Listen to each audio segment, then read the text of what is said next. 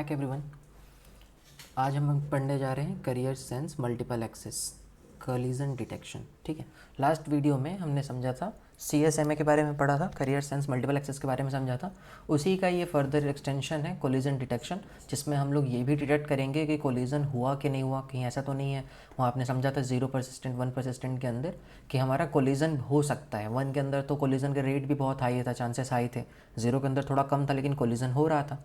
लेकिन हमें कैसे पता चलेगा कोलिजन हो गया है? तो CSMA के अंदर आपने ये समझा था कि जैसे ये मान लो हमारे पास कॉमन चैनल है, इससे कुछ 2-4 पीसीज कनेक्टेड है। लेट्स से ये 4 पीसीज कनेक्टेड है, PC A, PC B, PC C and PC D।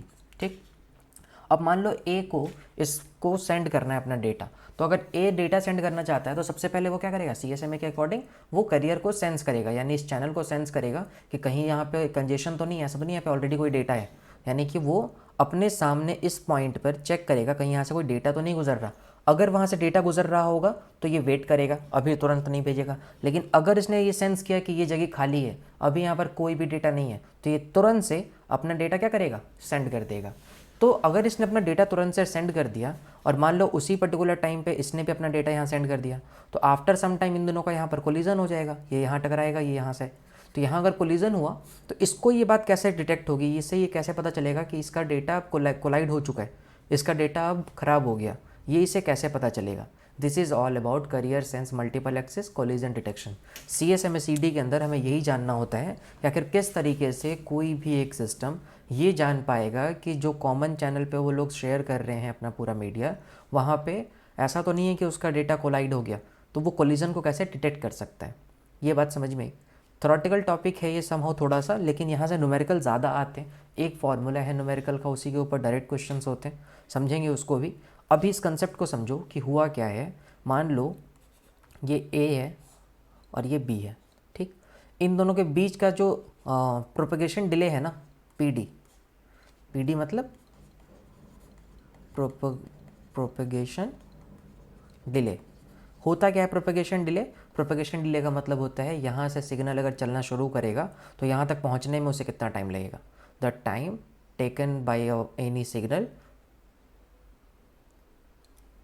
The time taken by any signal to go from sender side to receiver side. Sender से receiver तक पहुंचने में जो समय लगता है उसी टाइम ड्यूरेशन को प्रोपेगेशन डिले कहते हैं। जैसे मान लो कि मैं कह रहा हूँ A से B तक जाने में ना 1 आवर का टाइम लगेगा, तो ये 1 आवर क्या है? प्रोपेगेशन डिले है।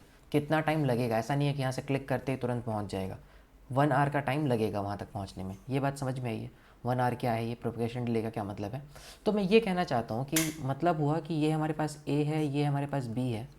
A ने अपने पास पहले सेंस किया, क्योंकि इस कॉमन चैनल पे और भी मीडिया होंगे, तो A ने पहले सेंस किया तो इसे ये खाली मिला। अगर खाली मिला तो क्या करेगा? ये तुरंत से अपना डेटा ट्रांसमिट कर देगा, तुरंत से यहाँ से ट्रांसमिट कर दिया।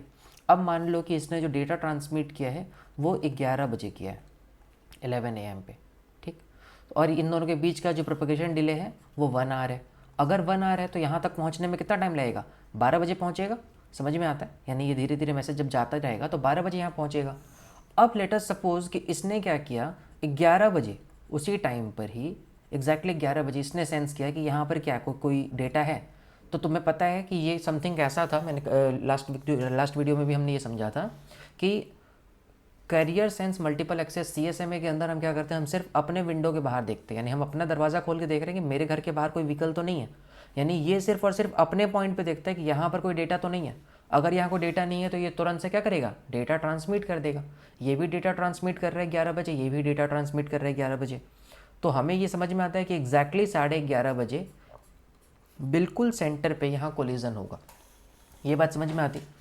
यानी कि हुआ क्या, इस जगह पे कोलिजन हुआ, तो कोलिजन होने के बाद इसका ये जो डेटा था ना, जो आगे की ओर फॉरवर्ड डायरेक्शन में जा रहा था, कोलाइडेड डेटा यहाँ से बैकवर्ड डायरेक्शन में वापस आता है, और यही बैकवर्ड डेटा ए सेंस करता है और फिर इसे पता चलता है कि इसने कोलिजन को डिटेक्ट कर लिया है, क्योंकि ये लगातार चैनल को सेंस कर रहा था कि कहीं यहाँ पर कुछ है तो नहीं, ताकि अपना डेटा ये भेज सके। तो उसी सेंस के टाइम पे अगर इसने ये सेंस किया कि ये इसी का डेटा लौट कर वापस आया है, कोलाइडेड डेटा, तो इसे पता चल जाता है दैट कोलिजन हैज़ अकर्ड, यानी कोलिजन हो चुका है, ये बात इसे पता चल जाएगी। लेकिन यहाँ पर एक पॉइंट का खास ध्यान रखना होता है। मान लो ये A पॉइंट है और ये B पॉइंट है। A पॉइंट ने 12 बजे डेटा सेंड किया यहाँ से, ठीक, और यहाँ से भी डेटा 12 बजे ही सेंड हुआ और ये 12:05 पर इसने बंद कर दिया अपना काम करना, यानी इसने बोला कि मैंने जितना डेटा भेजना था भेज दिया है।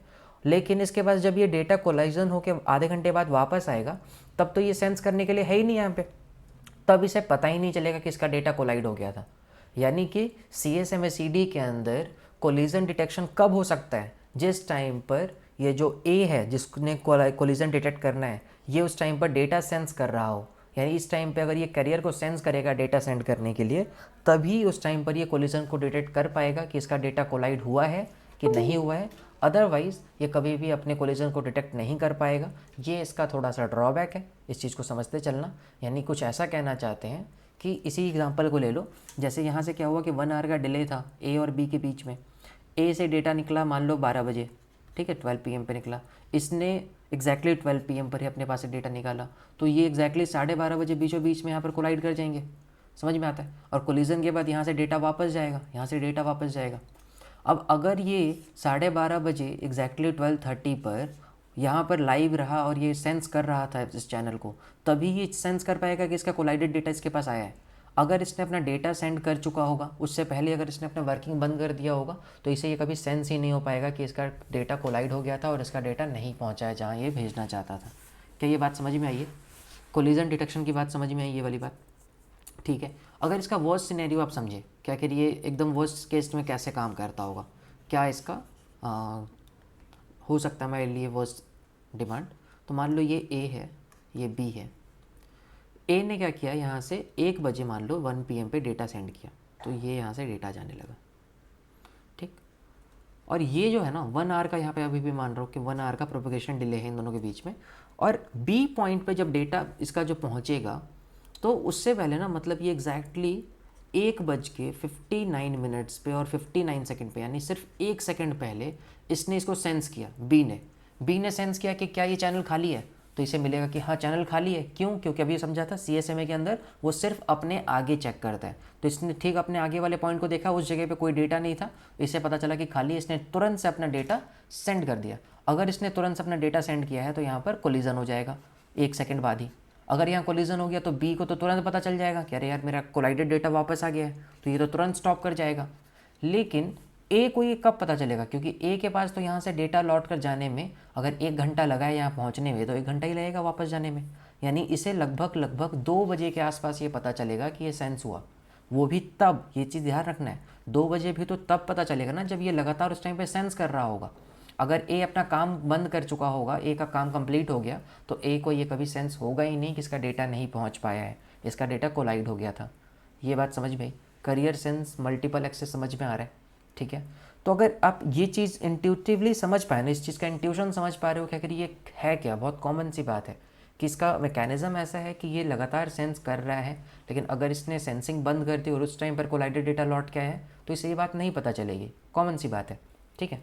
तो हम लोग अगर इसी चीज़ का एक फार्मूला डिराइव करें, मतलब एक फार्मूला जनरेट करें इसी चीज़ से, अदरवाइज़ ये फार्मूला किताब में तो याद करने के लिए दिया रहता है, हम इससे बनाते हैं। इसका जो टोटल ट्रांसमिशन टाइम है, जो टोटल इसका ड्यूरेशन है, टोटल ट्रांसमिशन टाइम, वो ज़रूर ग्रेटर देन इक्वल टू होना चाहिए 2 टाइम्स ऑफ प्रोपगेशन डिले के। क्या ये इक्वेशन समझ में आती है?